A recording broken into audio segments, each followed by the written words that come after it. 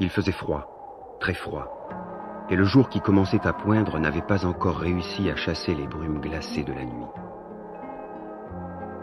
Sur la route, un homme avançait d'un pas rapide.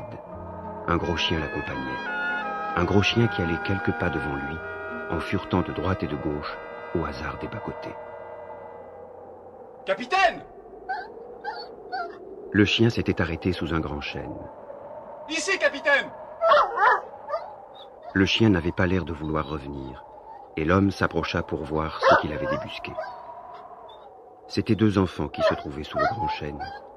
Deux enfants dont l'aîné devait avoir 6 ans, et le plus jeune tout juste 3. Ils dormaient, pelotonnés l'un contre l'autre, et l'aîné, dont le visage portait encore la trace de larmes à demi séchées, protégeait le plus jeune de ses bras pour qu'il ait un peu moins froid. Pauvres petits, ils vont mourir de froid. Et je ne vois aucune provision auprès d'eux. Non!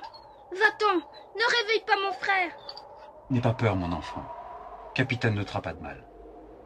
Mais que faites-vous, seul, à cette heure?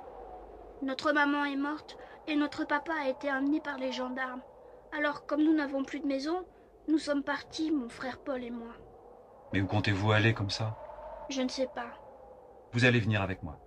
Mais Paul ne peut pas marcher très vite. Nous le mettrons sur le dos de capitaine. Quant à toi...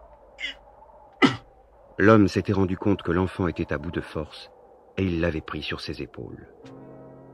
C'est dans cet équipage qu'ils se remirent en route, pour arriver après quelques kilomètres dans un petit village où une belle auberge attendait les voyageurs.